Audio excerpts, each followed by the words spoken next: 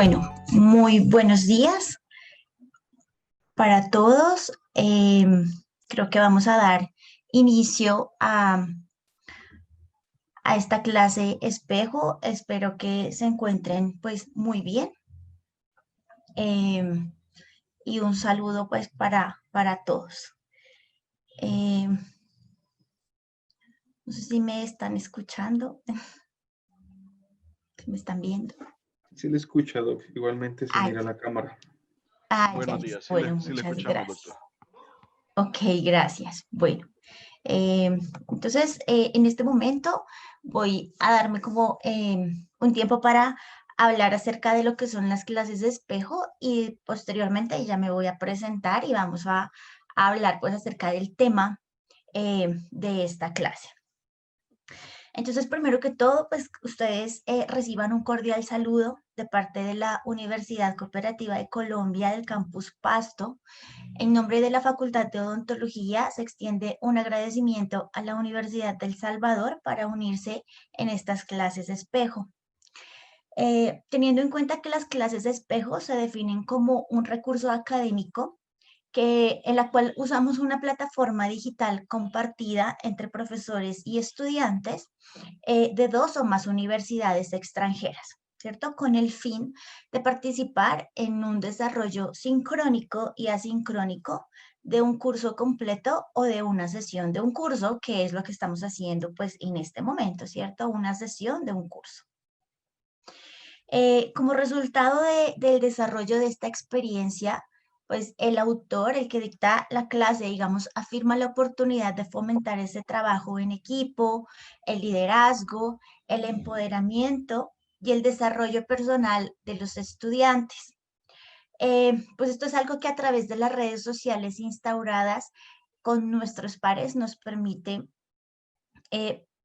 provocar un intercambio de experiencias que logran reproducir exponencialmente las expectativas. Con respecto a los docentes, señala el incremento de sus habilidades didácticas, la oportunidad de desarrollar intercambios a futuro también. Entonces, pues hablando acerca de, un poquito y acercándonos, ¿cierto? Acerca de lo que es una clase, pues espejo. En este momento vamos a proyectar un video que es pues, de la Universidad Cooperativa para que ustedes tengan como un acercamiento tal vez a nuestra facultad y a nuestra universidad. Entonces, lo vamos a proyectar.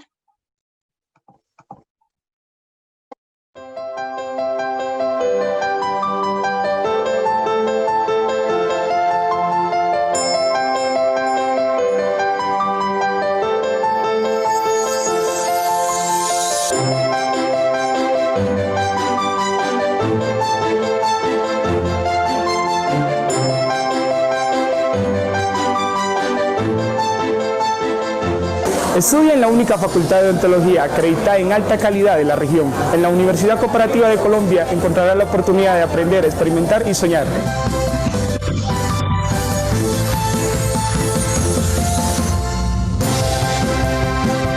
El estudiante de odontología de la Universidad Cooperativa de Colombia se forma bajo un modelo pedagógico crítico con enfoque en competencias para diagnosticar, pronosticar y tratar las alteraciones que se presentan en cabeza y cuello. También para investigar problemáticas de salud oral en el medio en el cual interactúa, gestionar y ejecutar acciones encaminadas a la atención en salud bucal de las personas a nivel individual y comunitario. Asimismo, podrá administrar y coordinar proyectos de salud oral en consultorio particular o en instituciones prestadoras de servicios de salud públicas o privadas. De igual forma, podrá desarrollar, coordinar y ejecutar proyectos en salud oral dirigidos a cualquier tipo de población de manera independiente o a través de instituciones prestadoras de servicios de salud. Nuestros propósitos misionales se plantean para que el odontólogo egresado de nuestra facultad sea un profesional íntegro, con valores éticos y morales, proactivo, flexible y competitivo. capaz de tener un alto desempeño para responder a las necesidades de la comunidad. Estudiar esta profesión te garantiza oportunidades de crecimiento tanto personal como profesional, que se reflejan en el incremento de la creatividad, desarrollo de habilidades y conocimientos, los cuales son la base fundamental para alcanzar nuevas metas planteadas y desarrollar tu proyecto de vida. Además, te permite estudiar o aprender bajo altos estándares de calidad.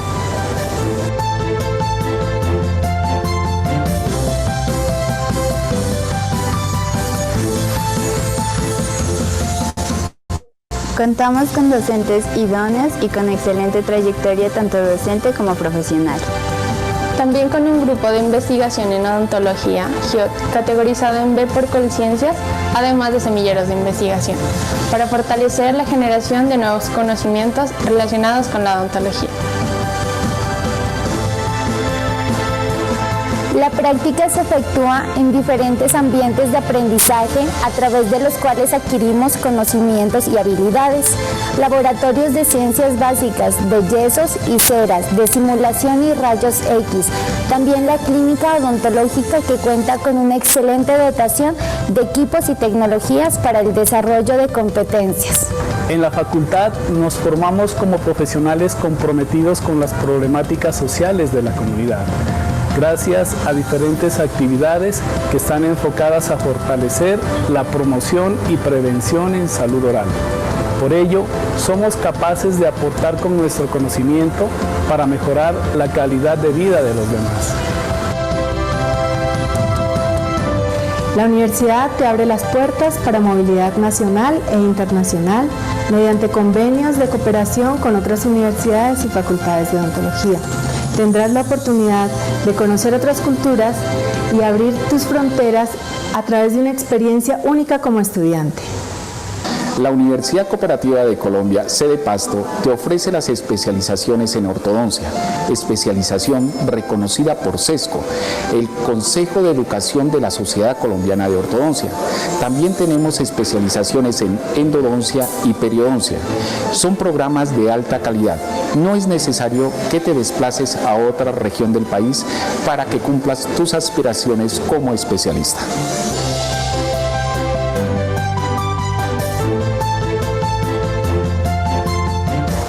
Puedes conocer más acerca de lo que te ofrece la Universidad Cooperativa de Colombia en nuestro sitio web www.ucc.edu.co.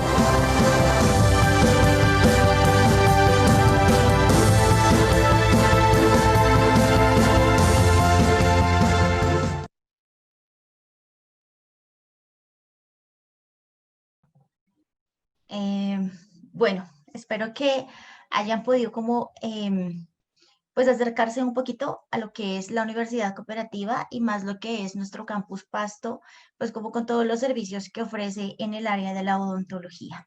Bueno, ahora sí me voy a presentar. Mi nombre es Karen Jaramillo Arellano. Yo soy odontóloga egresada de la Universidad Cooperativa de Colombia, acá en el campus Pasto, en el año 2012. Soy endodoncista del Colegio Odontológico, egresada en el año 2016 y a partir del año 2016 estoy vinculada en la universidad. En este momento soy profesora a tiempo completo en la universidad y también soy la coordinadora de evaluación y acreditación de la sede. En la parte de endodoncia, estoy dictando los cursos en este momento de la preclínica de endodoncia, que la vemos en quinto semestre. Estoy como docente titular en la clínica de baja complejidad, que es una clínica en la cual realizamos endodoncias unirradiculares. Y también soy la coordinadora de la clínica de mediana complejidad, que es donde realizamos endodoncias de dientes birradiculares y multiradiculares. En esta oportunidad me acompañan mis estudiantes de séptimo semestre, los estudiantes de la clínica de mediana complejidad. Entonces ellos también pues están acá en esta clase presentes. Bueno, en cualquier momento de la presentación me pueden preguntar si tienen alguna duda, algún aporte, cualquier cosa. Bueno.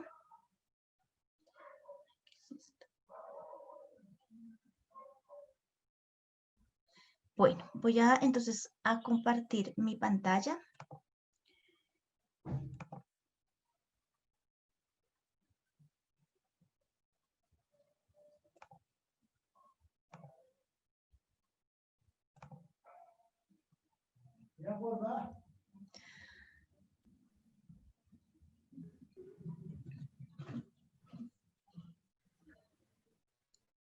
Bueno, yo creo que ahí sí se ve, ¿cierto? Sí, Doc, ahí está la presentación. Si Ya. usted gusta, puede apagar la cámara. Ah, ok. Sí, mejor. Listo. Bueno, entonces hoy vamos a hablar de un tema que es muy importante y es acerca del pronóstico enfocado a la endodoncia, ¿cierto? Teniendo en cuenta que el pronóstico es como el conocimiento de ese curso de la enfermedad, el conocimiento de cómo se va a desarrollar la enfermedad, si de pronto no aplicó algún tratamiento o si de pronto aplicó algún tratamiento o alguna terapia, y para que yo pueda conocer cómo será como esa resolución de la enfermedad. Entonces, hablando de endodoncia, tenemos que hablar acerca de ese cumplimiento de los objetivos que nos van a llevar a un éxito del tratamiento. ¿Cierto? Lo que nosotros siempre estamos esperando es que todos nuestros tratamientos funcionen de la mejor manera. Lo que estamos esperando es que nuestros pacientes tengan como la solución pertinente, la solución adecuada a sus problemas de la cavidad oral. Y entonces esto lo vamos a lograr, ¿cierto? Cuando hablamos de un éxito en el tratamiento con ese cumplimiento de los objetivos. Vamos a recordar en este momento los objetivos como generales tal vez de un tratamiento endodóntico, que son el primero de ellos, la prevención de la enfermedad perirradicular. Y si esa enfermedad perirradicular ya está instaurada en mi diente, pues es favorecer esa cicatrización de las lesiones apicales. ¿Cómo voy a prevenir la enfermedad perirradicular? Pues cuando debo intervenir un diente, ¿cierto? Cuando debo intervenir uno de mis dientes cuando están afectados, digamos, en la parte pulpar. Digamos que mi diente tiene un diagnóstico de una pulpitis irreversible asintomática y que se me hace necesario pues hacerle un tratamiento endodóntico. Si yo no lo hago, entonces yo ya sé que el curso de la enfermedad será más adelante que el tejido pulpar se siga inflamando, posteriormente se necrose y posteriormente pues avance a una enfermedad perirradicular. Entonces, de esta manera, cuando hago una intervención oportuna y una intervención como en el momento que se debe realizar, voy a prevenir esa enfermedad perirradicular.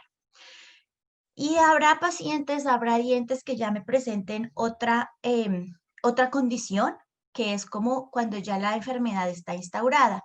Entonces, cuando ya tengo la presencia de una lesión apical, lo que voy a buscar con mi tratamiento endodóntico es favorecer la cicatrización de esos tejidos que se han perdido.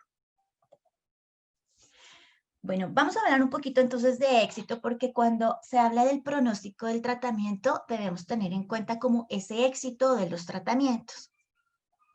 Pues hace algunos años, el éxito del tratamiento endodóntico en los estudios o en las investigaciones que se realizaban tenían en cuenta como tres aspectos. ¿Sí? Tenían en cuenta la triada endodóntica, que era básicamente el desbridamiento o la preparación de los conductos radiculares, la desinfección y la obturación. Y bajo estos parámetros, entonces, se evaluaba el éxito de esos tratamientos endodónticos. Cómo se preparó el diente, cómo se desinfectó y cómo se obturó.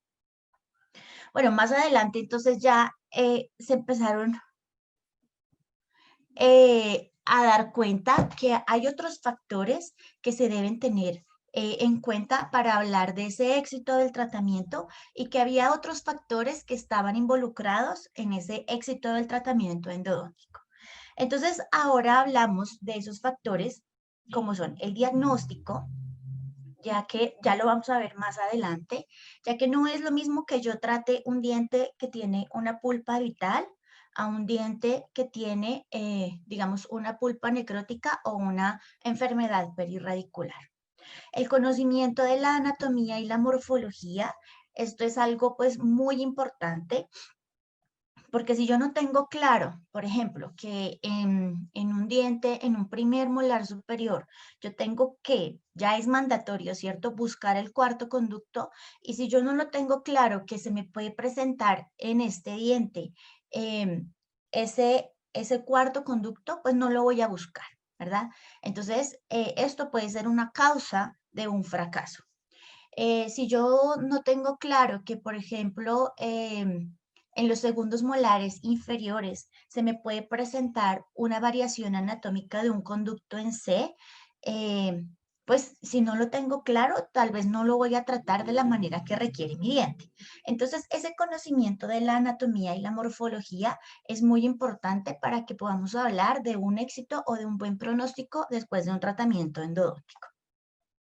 Aquí tenemos la triada endodóntica, que es la preparación, el desbridamiento, la desinfección de mis conductos y la obturación, y algo supremamente importante que es la restauración coronal.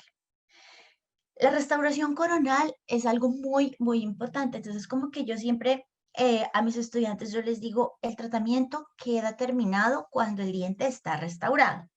¿Sí? A veces los pacientes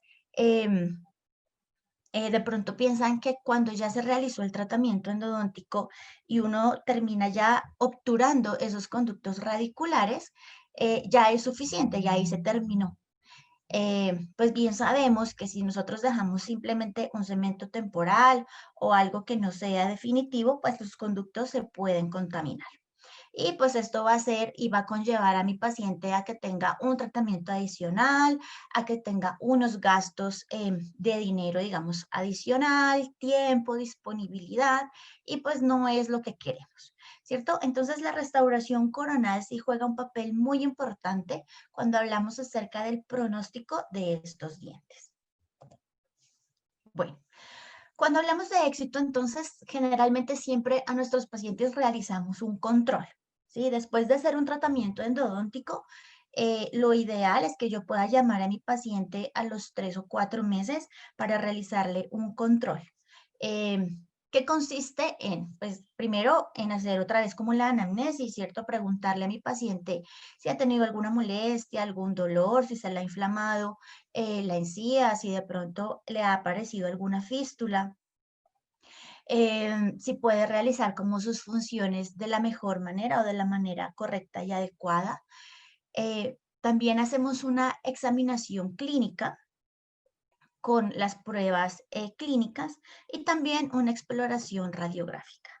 ¿Para qué me sirve la radiografía? Pues básicamente me sirve para que yo pueda comparar, ¿cierto? Cómo quedó mi tratamiento cuando lo realicé y cómo se encuentra en este momento. Y dependiendo del diagnóstico inicial que tenga mi paciente, yo realizaré menos controles o más controles. Yo le haré un seguimiento por mucho más tiempo o yo le haré un seguimiento por un tiempo menor. Pero la idea es que siempre nos acostumbremos a esto de poder nosotros realizar estos controles en los pacientes para que podamos comparar y para que podamos llevar como este seguimiento de nuestros pacientes, ¿cierto? Y no solo evaluamos como la parte endodóntica como tal, o sea, voy a ver cómo quedó mi tratamiento, sino que debo tener especial cuidado en esa parte de la restauración coronal. Si yo llamo a mi paciente a un control a los 6 meses, pues debo evaluar cómo está esa restauración. Pueda que en 6 meses la restauración esté fracturada, pueda que en 6 meses la restauración se haya desadaptado, pueda que el paciente, qué sé yo, no se haya hecho restaurar el diente. Entonces todo esto me va a servir para comparar y para que yo pueda evaluar esos factores que van a influir en el éxito o no del tratamiento. Bueno, entonces el pronóstico, como lo decíamos, es una predicción sobre el curso probable, ¿cierto? Y el resultado de una enfermedad y las posibilidades de recuperación. Cuando yo tengo un diente con una enfermedad pulpar, ¿sí? Hablando solo de una enfermedad dentro de mi diente, solo del tejido pulpar. Entonces yo podría decir, bueno, yo le hago el tratamiento endodóntico y sé que va a tener un éxito o va a tener un resultado pues muy favorable. A diferencia de que si yo tengo un diente de pronto que tiene una lesión apical bastante grande que me abarca mi diente, pero además me abarca el diente adyacente, yo puedo pensar que de pronto ese resultado del tratamiento pues va a ser un poco más retardado para que yo obtenga buenos resultados o que en algún momento mi paciente pueda necesitar un tratamiento adicional. Entonces, es como poder conocer esa predicción sobre el curso probable de la enfermedad. Y siempre como que hablamos de pronóstico, pues en todas las áreas, ¿cierto? Hablamos de un pronóstico general en nuestro paciente cuando planteamos unos diagnósticos, planteamos un pronóstico general y también podemos plantear un pronóstico individual teniendo en cuenta como que todas las características de mi diente, ¿verdad? Por ejemplo, teniendo en cuenta la longitud radicular, teniendo en cuenta si mi diente presenta o no una enfermedad periodontal, y todo esto al fin y al cabo pues va a representar unos factores importantes en cuanto a ese curso de la enfermedad. Y por eso procuramos hacer un pronóstico individual de los dientes que van a ser tratados endodónticamente, y esto nos va a servir como un recurso para nosotros decirle al paciente, ¿cierto? Mire, los aspectos favorables de su diente, por ejemplo, son que usted tiene una raíz muy larga, que en la parte de restauración se puede manejar una buena restauración porque quizá no tiene como que todas las paredes de su diente involucradas. Tiene de pronto una enfermedad pulpar que todavía no se ha extendido a los tejidos periapicales. Entonces podemos pensar que el pronóstico de ese diente pues va a ser bueno. O tenemos también otro caso, ¿no? Como, mire, o sea, usted tiene una enfermedad periodontal, además de la enfermedad endodóntica, su diente tiene una movilidad, su diente tiene una pérdida ósea, su diente necesita una corona completa. Entonces son esos factores que van a, perdón, qué ruido que hay acá afuera. Son esos factores que van a influir en que el pronóstico del diente sea pues bueno, sea regular o definitivamente sea malo y ya no lo podamos tratar. Bueno, entonces en los estudios que se han revisado y en la literatura existen unos factores que van a afectar ese pronóstico del diente después de un tratamiento endodóntico. Y hay unos factores que son no concluyentes, ¿sí? Hay unos factores que se han estudiado que quizá no tienen mucho que ver o no tienen gran peso cuando hablamos del pronóstico o cómo pueden afectar ese pronóstico del diente. Uno de ellos es la edad, el género, la localización del diente o el número de raíces. Entonces, si bien es cierto que de pronto puede ser un poco más complejo tratar un diente de un paciente de una edad pues más avanzada, pues se ha demostrado que son factores que no tienen como gran peso y que afecten el pronóstico del diente. Que si yo trato un diente de un hombre o de una mujer, pues tampoco va a ser algo influyente. Que si yo trato un diente anterior o un diente posterior, tampoco me va a influir en ese pronóstico. Y que si mi diente quizá es un diente unirradicular o tiene 2 o 3 raíces, tampoco va a ser un factor concluyente en que yo pueda decir, no, es que, por ejemplo, en los primeros molares superiores el pronóstico siempre va a ser más reservado, por ejemplo. Entonces, esto no sucede. Esto no sucede, no es concluyente en la parte del pronóstico. Tenemos unos factores entonces que son unos factores preoperatorios, que son unos factores que nosotros no los podemos controlar como clínicos, como odontólogos o como la persona que va a tratar ese diente. ¿Sí? Tenemos unos factores intraoperatorios, que esos son los que nosotros vamos a poder controlar, y tenemos unos factores posoperatorios. Hablando entonces de los factores preoperatorios, que son los que les decía, no los vamos a poder controlar, o sea, nosotros no está en nuestras manos controlar el diagnóstico pulpar o el diagnóstico periapical que tenga el diente, ¿sí? Nuestro paciente ya llega con un diagnóstico y eso no lo vamos a poder nosotros controlar. Que si mi diente presenta una periodontitis apical, que si el paciente presenta una condición sistémica que pueda afectar digamos, el curso del tratamiento, que si los conductos están permeables y yo los pueda tratar en totalidad, o si de pronto es un conducto que está calcificado, por ejemplo, y yo no pueda llegar hasta la parte apical. El tamaño de la lesión apical es algo que yo no lo puedo controlar, y también si hay algún proceso de reabsorción en las raíces de mis dientes. Estos son como factores básicamente y netamente específicos de mi paciente y del diente que voy a tratar, en lo cual yo no puedo como que intervenir. Los factores intraoperatorios, por su parte, sí son factores en los que nosotros sí vamos a poder influir tal vez, como es el nivel de la instrumentación, el nivel de la obturación, la calidad de la obturación, la calidad del tratamiento endodóntico, y quizá controlar esos errores que se me puedan presentar durante un tratamiento endodóntico.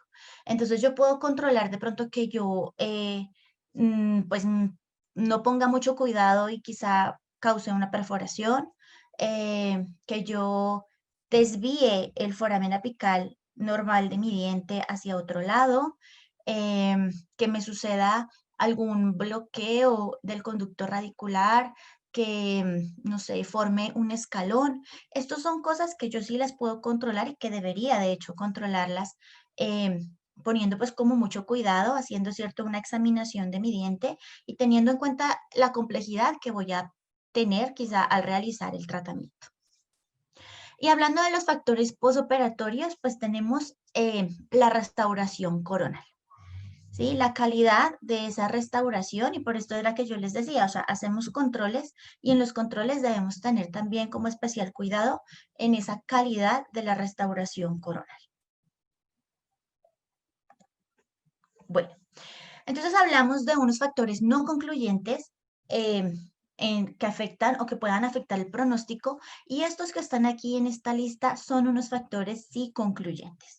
El diagnóstico afecta, la presencia de la lesión apical afecta, el tamaño de la lesión, la instrumentación, la irrigación, la obturación, posibles complicaciones y la restauración coronal. Son factores entonces que sí van a tener que ver en cuanto al pronóstico de mi diente después de realizar un tratamiento endodóntico. Bueno, vamos a ir entonces abarcando cada uno de ellos. Hablando del diagnóstico, entonces podemos decir que un diente que tiene un diagnóstico, digamos, de pulpa vital y que se hace necesario realizar el tratamiento endodóntico, va a tener una mejor tasa de éxito que un diente que tiene una pulpa necrótica o que un diente que requiera ya un retratamiento endodóntico. ¿Sí? Entonces hablamos de dientes con pulpa vital, por ejemplo, un diente con una pulpa sana, no sé, se me ocurre que va a ser, por ejemplo, un pilar de una prótesis o que por cuestiones restaurativas se hace necesario realizar el tratamiento endodóntico, un diente con una pulpitis irreversible, sea sintomática o asintomática,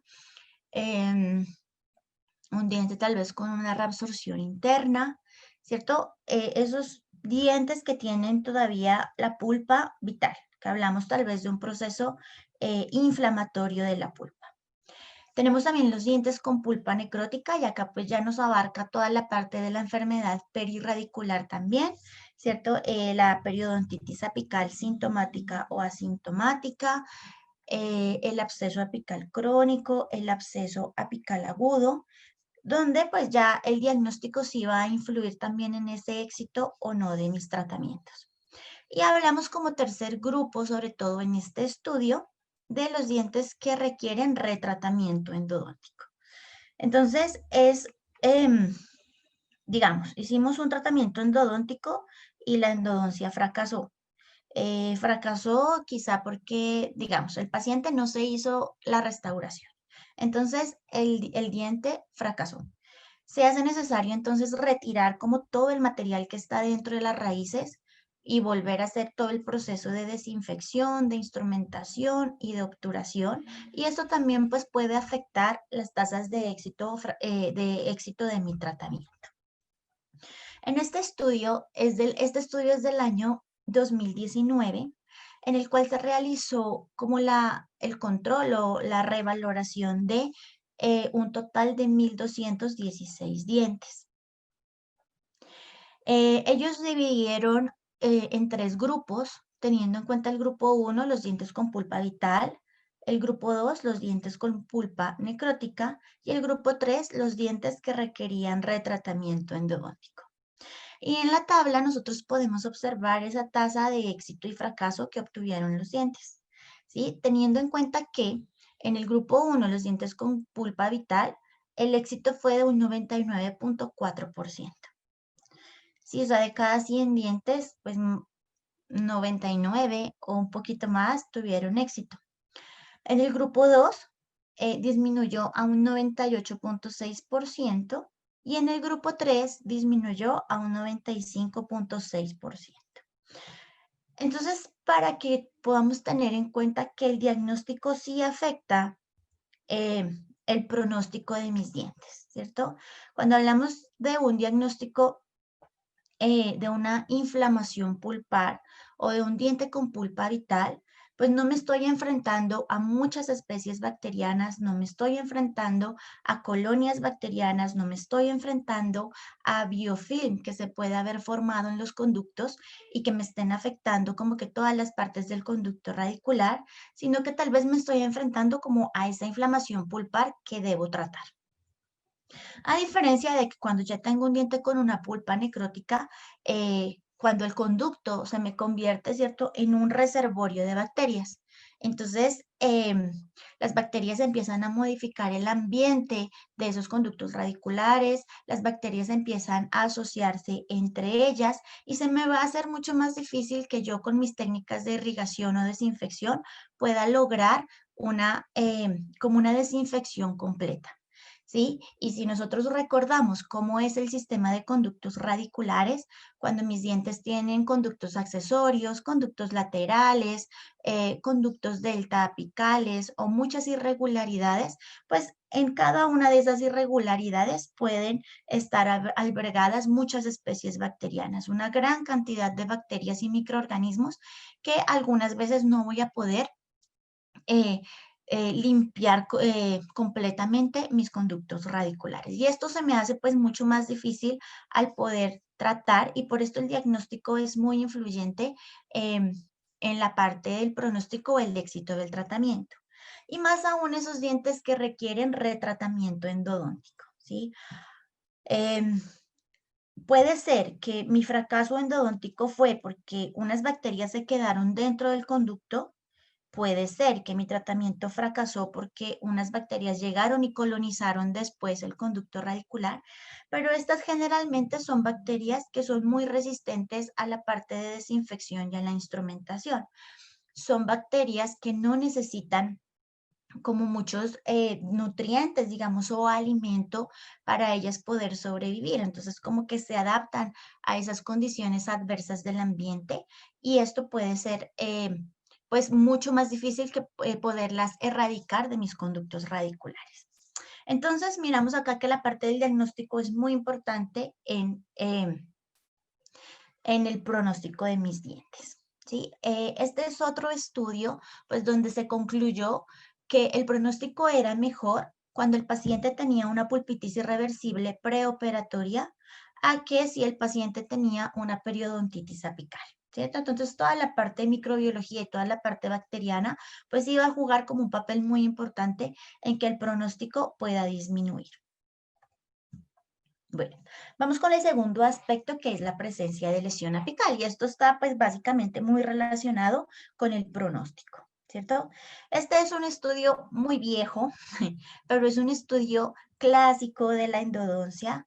Este es el estudio de Washington y este se realizó en los años 50. Entonces, sí tiene como muchos años, pero es como un clásico de la endodoncia.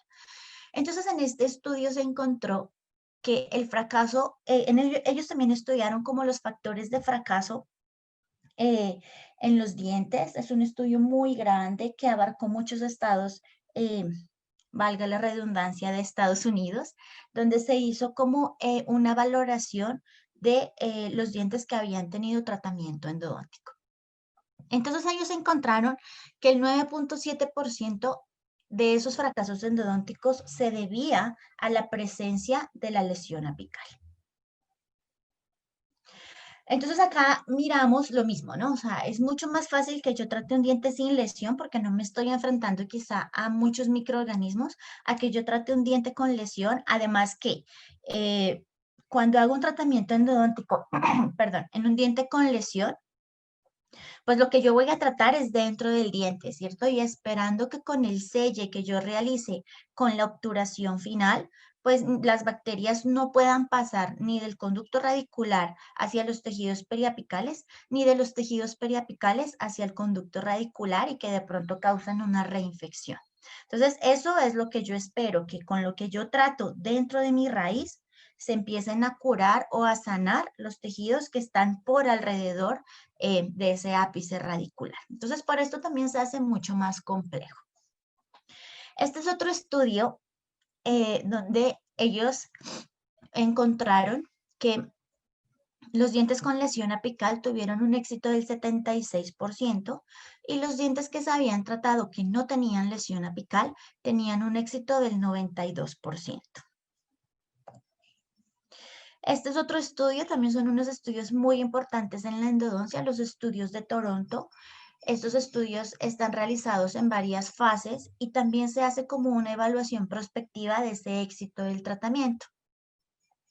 Ellos también encontraron que el éxito en los dientes que no tenían lesión apical fue de un 94%.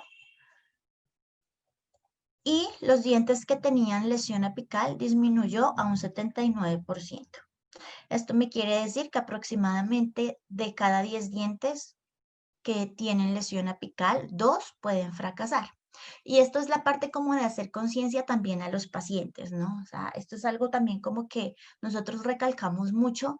Y cuando el paciente tiene una lesión apical, hay que explicarle, ¿no? O sea, con la radiografía le vamos a mostrar, mire, esta zona que usted mira alrededor de su raíz, que está más negra, esto es una lesión apical, acá ha habido una reabsorción de los tejidos y es una zona que está llena de bacterias. Pueda que con el tratamiento endodóntico pues mejore, esta lesión disminuya y se vuelvan a formar los tejidos que se perdieron, o pueda que no disminuya, no mejore y que necesitemos un tratamiento adicional. Entonces, como que es mejor ser muy claros con ellos, ¿cierto? Porque si quizá el tratamiento fracasa y no les avisamos, entonces el paciente puede volver molesto, el paciente puede volver, no sé, exigiendo muchas cosas.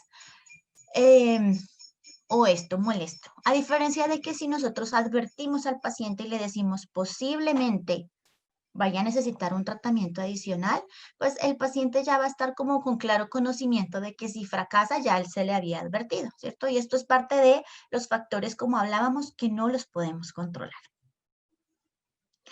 Este es otro estudio también. Entonces, todos los estudios nos hablan de, este es un estudio bien bonito porque es realizado por estudiantes de pregrado y es un seguimiento que se hizo a los pacientes de 8 a 10 años después de realizado el tratamiento. Y ellos encontraron también que los dientes que tenían lesión apical, el éxito de estos dientes era del 86% y los dientes sin lesión apical, el éxito de estos era del 96%. Entonces miramos que el diagnóstico y la presencia de esa lesión apical pues es muy importante. Este es otro estudio realizado en el año 2011, donde evaluaron 1.170 raíces, 702 dientes en 534 pacientes. Ellos evaluaron entonces la necesidad de hacer un tratamiento endodóntico, digamos, inicial o primario, y también evaluaron la necesidad de realizar un retratamiento endodóntico.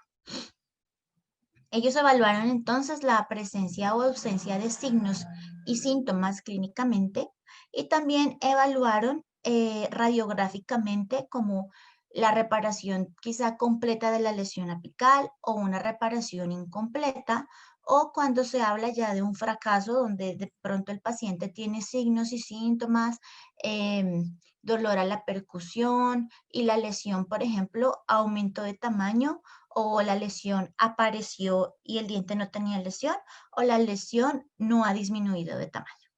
Entonces ahí hablamos tal vez de un fracaso endodóntico.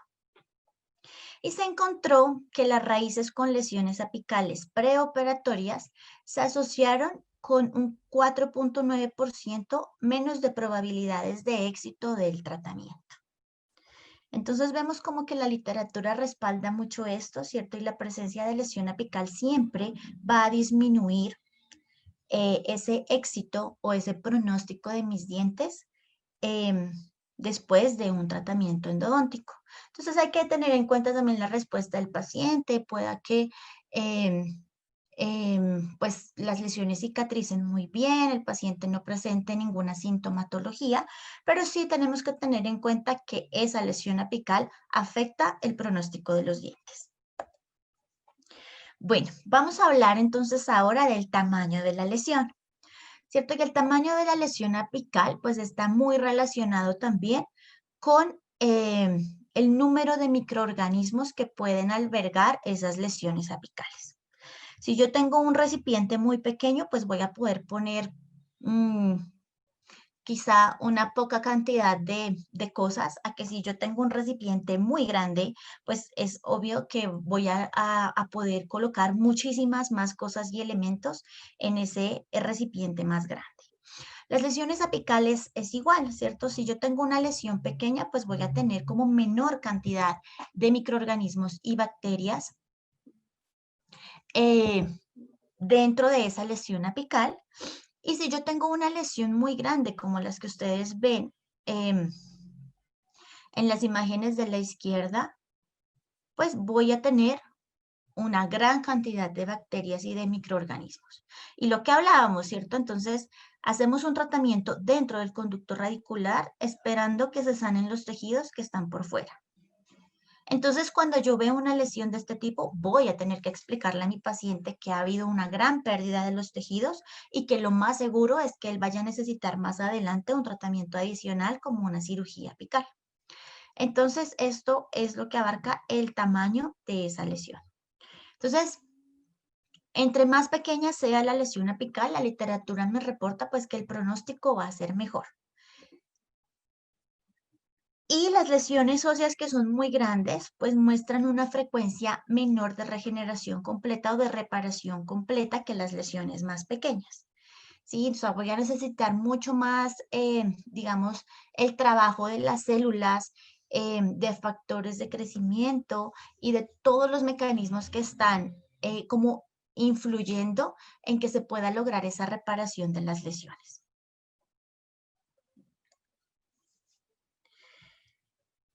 Bueno, este es el mismo estudio del año 2011 que ya les mostré, y ellos encontraron que las probabilidades de éxito del tratamiento disminuían en un 14% por cada milímetro que la lesión era más grande en el diámetro. ¿Sí? Entonces, puedo tener, y nosotros cuando hacemos como el análisis, el anexo, digamos, endodóntico, antes de tratar los dientes y el diente presenta lesión apical, hacemos como una determinación, digamos, del diámetro aproximado de esas lesiones, ¿sí? Entonces, por ejemplo, colocamos zona radiolúcida compatible con lesión apical de aproximadamente 3 milímetros, 4 milímetros, 5 milímetros. Esto lo hacemos con el fin de que en el momento en que hagamos el control, nosotros podamos como evidenciar también el tamaño de la lesión, si es que sigue igual, pues que lo podamos comparar. Entonces miren que en este estudio ellos encontraron que disminuye un 14% por cada milímetro de aumento de la longitud, del diámetro de esa lesión preoperatoria. Entonces esto respalda de que entre más grande la lesión, pues quizá el éxito del tratamiento va a ser menor. Bueno, esto es con los factores, digamos, intraoperatorios, ¿cierto? Que son como los que hablábamos, que no los podemos controlar. Vamos a ver en este momento los factores preoperatorios. Vamos a ver los factores intraoperatorios. Uno de ellos, pues, que es la instrumentación, teniendo en cuenta que ese ensanchamiento apical va a favorecer la remoción de la dentina infectada, va a favorecer la desinfección de los conductos radiculares porque voy a poder llevar el irrigante hasta la parte apical, pero también voy a tener en cuenta que no voy a instrumentar todos mis conductos muy amplios para poder desinfectar, ¿cierto? O no voy a instrumentar mis conductos así supremamente grandes porque yo digo, estoy limpiando las paredes. Entonces, tenemos que ser coherentes con el tipo de diente, tenemos que ser coherentes con la lab de mis dientes, ¿cierto? Esa lima apical principal que me está marcando prácticamente como ese calibre de la zona apical o de la constricción apical, y que cada diente, pues no, o sea, no todos los dientes por regla, por ejemplo, los voy a llevar hasta una lima 45, ¿cierto? Habrá dientes que lleguen hasta la lima 35, otros que lleguen hasta la 40, otros que lleguen hasta la 50. Entonces, la instrumentación, pues, es tener en cuenta como el calibre de mis dientes y también tener en cuenta la longitud a la que yo voy a preparar, ¿cierto? Y todo comienza con una buena longitud, con una buena determinación de la longitud de trabajo en mis dientes. La sobreinstrumentación, entonces, reporta la literatura que puede llevar tejido necrótico y bacterias desde el conducto radicular a los tejidos periapicales, pues y esto tiene que ver mucho entonces con la longitud que yo tome de mis dientes. Y también la falta de instrumentación puede dejar pues bacterias, colonias bacterianas y biofilm en algunos milímetros apicales del conducto radicular. Entonces aquí va en que yo determine primero bien mi longitud de trabajo y que yo haga una buena ampliación hasta que el conducto pues me lo permita y hasta que el tipo de diente me permita realizar esa instrumentación. Bueno, en este estudio, entonces se demostró que para los dientes que tenían periodontitis apical, la pérdida de 1 milímetro de la longitud de trabajo se asociaba con la disminución del 14% de un resultado favorable.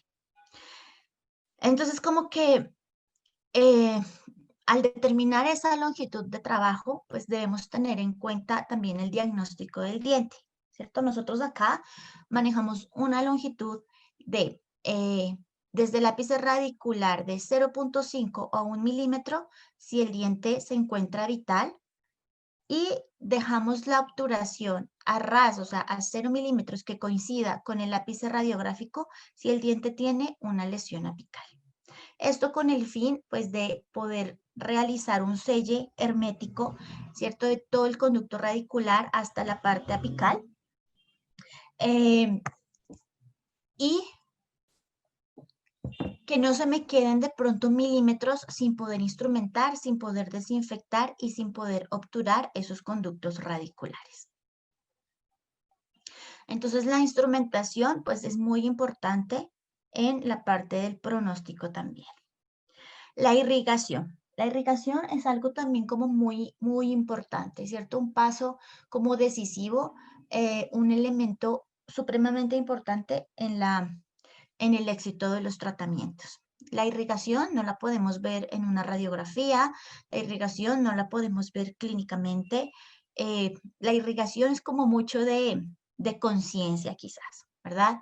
Es como de hacer una reflexión y decir, bueno, voy a hacer un tratamiento, mi diente está necrótico, tengo millones de bacterias dentro, pues lo que voy a tratar es de lavar, desinfectar y hacer un buen protocolo de irrigación para que yo pueda estar como más tranquilo, digamos, ¿cierto? Pues la irrigación y la desinfección me va a facilitar la obturación con un cultivo negativo dentro de mis conductos radiculares, pero también teniendo en cuenta que quizá no va a ser posible limpiar un 100% mis conductos, teniendo en cuenta que no voy a lograr una desinfección completa de esos conductos radiculares siempre, ¿verdad? Pero pues voy a tratar de disminuir al máximo esa carga bacteriana. Este es un estudio donde ellos realizaron un seguimiento a 55 dientes unirradiculares que tenían periodontitis apical. Antes de obturar, se realizó la toma de la muestra de los conductos y en el 60% de esos conductos que ellos realizaron las muestras, encontraron que tenían cultivos negativos. Entonces, no encontraron bacterias dentro de esos, en el 60% de los dientes que ellos evaluaron. Y ellos encontraron que la cicatrización total de las lesiones apicales fue en los cultivos negativos de un 94% y en los cultivos positivos de un 68%. Entonces, la irrigación sí juega un papel muy importante en el pronóstico de esos dientes. Vamos a ver otro que es la obturación. Y generalmente pues ahora como que los materiales de obturación y la gutapercha, los cementos que utilizamos pues son bien tolerados por los tejidos. De pronto si es que nos llega a ocurrir alguna sobreextensión o sobreobturación, así como lo vemos en esa radiografía, ¿cierto? Cuando hablamos de endodoncia es pues endo dentro, ¿cierto? Dentro de mi diente. Y lo que yo voy a tratar y procurar es realizar pues mi tratamiento dentro de los dientes. Pero en algunos casos sucede que se causa una extrusión de esos tejidos, a los tejidos periapicales de ese material de obturación. Entonces puede haber una disminución en el pronóstico. Por ejemplo, si se extruyó mucho y quizá empieza a causar como una reacción a cuerpo extraño, puede ser. Puede ser que también haya un desplazamiento apical de los detritus, digamos, infectados o de esa dentina infectada. Entonces pueda que yo no tomé bien mi longitud de trabajo y empecé a preparar y por eso hice la preparación y la obturación más allá del límite apical. Y básicamente lo que reporta la literatura generalmente es que cuando hay una sobreextensión o sobreobturación, pues lo que se va a causar es como un retardo en la cicatrización de las lesiones apicales si es que hay la presencia de una lesión apical. ¿Sí? Entonces digamos que si la lesión, si el tratamiento hubiese quedado bien, cicatrizaba, qué sé yo, en un año, entonces puede que pues si es que hay algún tipo de sobreextensión o sobreobturación, haya pues un mayor tiempo en esa cicatrización. ¿Qué puede pasar? ¿No? Teniendo en cuenta también que la sobreextensión es como el paso de una parte de ese material de obturación. Y esto sí puede causar, o sea, si se sobreextendió, digamos, por ejemplo, se sobreextendieron 2 conos accesorios, pues quiere decir que no había un selle apical, ¿cierto? Y esto pues ya también disminuye mucho el pronóstico de mis dientes, al no tener un selle en la parte apical. Y entonces lo que podemos ver es que a veces bueno, el cuerpo es bien agradecido, ¿no? Y a veces tenemos endodoncias que son muy bonitas y que funcionan, que es lo ideal, ¿cierto? Si yo trabajé bien, si yo tomé bien la longitud, si yo obturé bien, si yo desinfecté, si yo lo hice bajo condiciones asépticas, aislamiento, bueno, todo estuvo bien, pues lo ideal es que la endodoncia quede bonita en la radiografía final y pues que funcione. Pero nosotros podemos ver que hay tratamientos endodónticos que a veces no son tan lindos, no son tan bonitos, igual y funcionan. Entonces, por eso les digo, es como que el cuerpo es bien agradecido, ¿no? Tenemos endodoncias, por ejemplo, en este caso, una endodoncia aquí en la derecha, una endodoncia corta, pero que quizá los tejidos periapicales están bien, están viables. Tenemos acá en este diente de abajo una endodoncia que se la ve en mi opinión está bien, ¿cierto? El límite apical está bien obturada y tenemos la presencia de una lesión apical. Tenemos esta otra endodoncia aquí en la imagen de la izquierda que está muy delgada, ¿cierto? Tal vez uno lo ve y dice, no, pero ahí tal vez faltó preparar. Si yo dejo un conducto un poco más amplio, la obturación podría ser mejor. Pero vemos los tejidos periapicales y a veces funcionan. Tenemos, miren, este tipo de tratamientos y vemos como que algunos están funcionando, algunos no están funcionando. Entonces, como les digo, pues lo ideal, ¿cierto? Es que en la parte de la obturación, pues me quede como coherente con lo que yo he hecho, ¿no? La obturación es el resultado de la preparación. La obturación es el resultado de todo mi tratamiento endodóntico y como que uno en la radiografía final, mira, pues es como la prueba final, ¿no?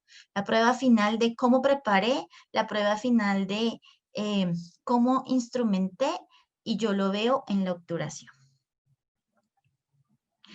Bueno, en ese estudio clásico de los años 50 del que les hablaba, ellos encontraron que el 58% de los fracasos se debían a una obturación incompleta.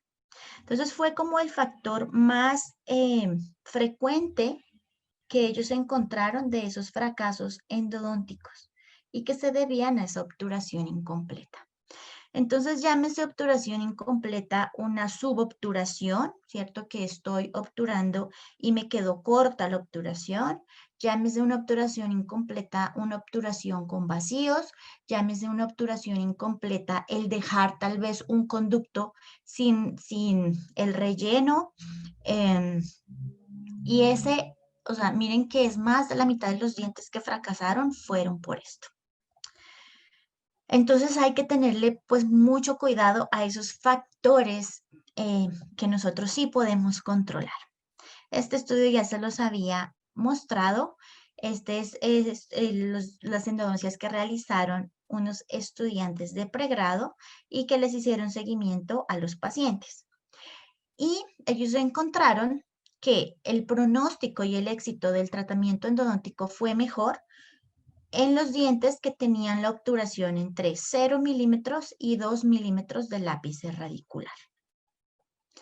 Entonces, mis pasados, digamos, del límite apical de la raíz, ni que queden menos de 2 milímetros del ápice, ¿no? Entonces, como que si ya quedó a 3 milímetros del ápice, ya puedo pensar que esa obturación, pues no va a quedar de la mejor manera. Y en este estudio, que ya se los había mostrado también, la sobreextensión o la sobreobturación, ellos encontraron que retrasan el tiempo de cicatrización de las lesiones apicales. Entonces, digamos, la reparación se va a dar, sí, pero puede haber como un retraso en esa cicatrización de las lesiones. Otro factor son las complicaciones, ¿cierto? Y en las complicaciones, pues ya nos van a afectar, sí, el pronóstico del diente. Las complicaciones van a evitar el control y la prevención de la infección intraconducto. Complicaciones llamadas, por ejemplo, una perforación, un escalón, un bloqueo del conducto radicular, una fractura de instrumento, una transportación. Esas tal vez no son como las más comunes. Bloqueos, transportaciones, perforaciones.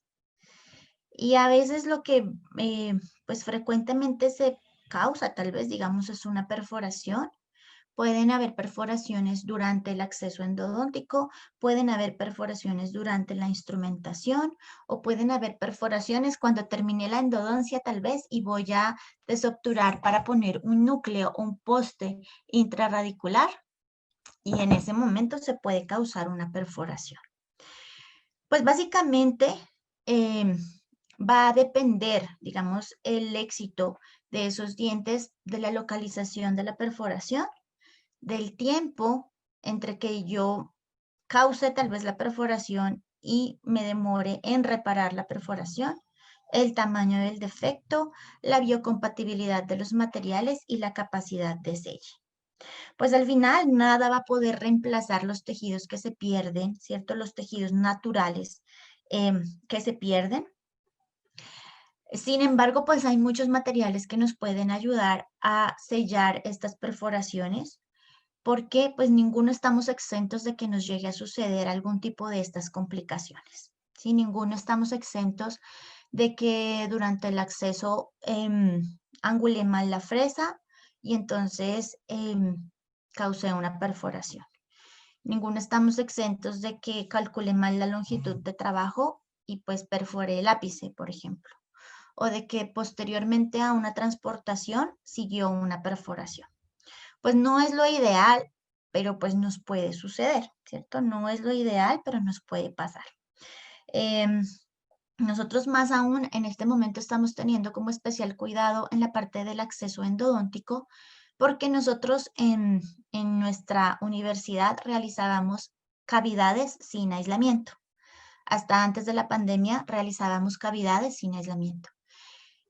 Ahora, pues necesitamos realizar cavidades con aislamiento por aquello de los aerosoles y todo, ¿no? Como para cuidarnos en la consulta odontológica, y esto sí nos lleva a tener especial cuidado en la angulación de mi diente, si mi diente está rotado o está inclinado, ya que no puedo tener los dientes adyacentes para guiarme. Y todo esto pues para poder prevenir algún tipo de complicación que se nos puedan presentar. Y ya terminando, entonces vamos con la parte de la restauración. ¿Sí? Este es un estudio donde ellos evaluaron 116 dientes y ellos en esos 116 dientes evaluaron la causa del fracaso de esos dientes. ¿Sí? Fueron dientes que fueron extraídos y ellos evaluaron por qué fueron extraídos. Entonces ellos encontraron que los fracasos por causas endodónticas fueron del 8.6%, los fracasos por causas periodontales fueron del 32% y los fracasos por causas protésicas fueron del 59%, pues en este estudio. Entonces esto nos lleva a pensar como que la parte restaurativa es muy importante en el éxito o en el pronóstico del curso del tratamiento, ¿cierto? Si yo tengo una buena restauración, muy posiblemente voy a tener un buen resultado de mi tratamiento endodóntico.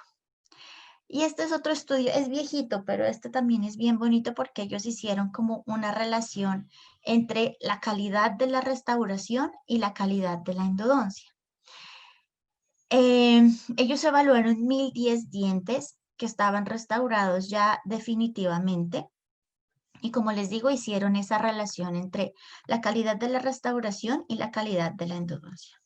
Pues lo que yo espero que es que si tengo una endodoncia adecuada, ¿cierto? Bajo todos los parámetros, digamos, y condiciones adecuadas para que mi tratamiento funcione y tengo una restauración también adecuada, el éxito que ellos encontraron fue de un 91%. ¿Qué pasaba? Que puedo tener una endodoncia inadecuada, entonces digamos sea una endodoncia con vacíos en la obturación, con algún tipo de complicación, con digamos la pérdida de la longitud, bueno, una endodoncia inadecuada y la restauración estaba adecuada, pues el éxito fue del 67%. Entonces quizá era alguna de esas radiografías que les mostré hace un momento, como que uno dice de quizá la endodoncia no es la más bonita, pero funciona. Y gran parte de lo que, para lo que funcione, digamos, se debe a la restauración adecuada. Tenemos el caso de una endodoncia adecuada, ¿cierto? Entonces tenemos una buena longitud, tenemos una buena densidad en la obturación, se ve que la preparación estuvo bien. Y una restauración inadecuada, el éxito disminuye a un 44%.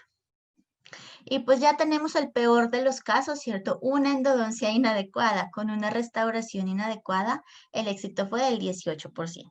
Entonces esto pues ya es como los casos extremos, ¿cierto? O sea, que todo nos quedó mal. Nos surgieron 1001 problemas de quizá durante ese tratamiento, pues el éxito es esto. Pero este estudio es bien lindo, como les digo, es para ver la importancia que tiene la restauración. ¿Sí? Yo puedo prevenir como la infección de los conductos o la reinfección de los conductos radiculares con una restauración adecuada en mis dientes. Si mi diente está indicado para corona, pues ponerle una corona, ¿cierto? Si está indicado para una incrustación, pues ponerle una incrustación.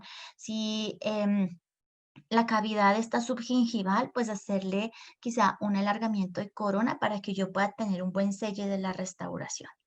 Entonces, miren que tenemos muchos factores que están inmersos dentro de lograr o no lograr ese pronóstico bueno de mis dientes. Acá tenemos entonces algunas radiografías de algunos tratamientos, donde podemos ver quizá, bueno, espacios, ¿no? Aquí, entre la restauración, de pronto espacios en la obturación, pero teniendo en cuenta que la restauración, perdón, juega un papel fundamental en el tratamiento. Entonces, el tratamiento endodóntico está terminado cuando el diente está restaurado, ¿cierto? Y hacer como énfasis en eso, de que nosotros tenemos que controlar, cuando nuestros pacientes lleguen a control, también prestarle atención al estado de la restauración. Si yo la veo que está desadaptada, pues lo ideal es cambiarla, ¿cierto? Si yo la veo que está fracturada, lo ideal es cambiarla. Bueno, entonces según la literatura que se ha revisado, se ha encontrado que el completo desbridamiento, la desinfección de los conductos, una buena obturación tridimensional y una pronta restauración, pues son factores que tienen mucho en cuenta y que juegan un papel fundamental para lograr el éxito de esos dientes tratados endodónticamente.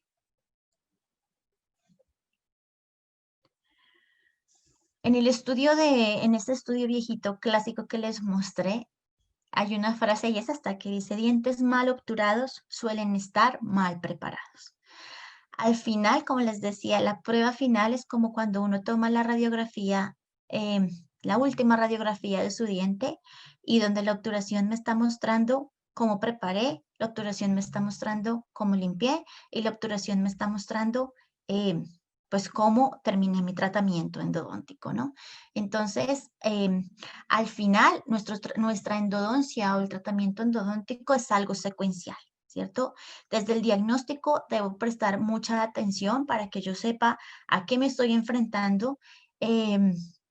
La cavidad de acceso juega un papel fundamental cuando yo voy a hacer un tratamiento endodóntico, y ya de ahí como que la instrumentación, la elección tal vez de los materiales o las limas que voy a utilizar, el diámetro del conducto radicular, la desinfección, todo, ¿no? Todo juega como un papel fundamental en mis dientes.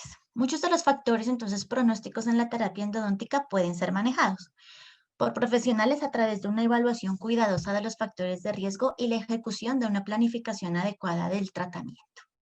Entonces, muchos los podemos manejar, como teniendo en cuenta esas condiciones asépticas, ¿cierto? La elección de los materiales, como les decía, la longitud de trabajo.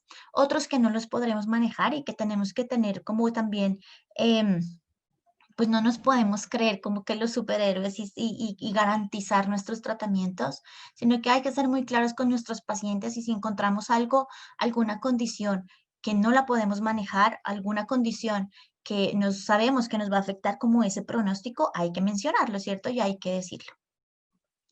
Ya.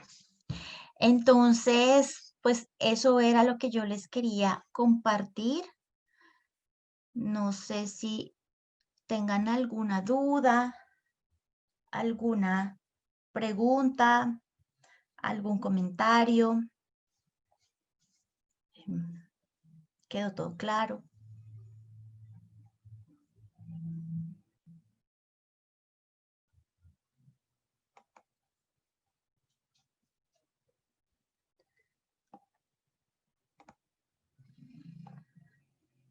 Nada, todo quedó claro.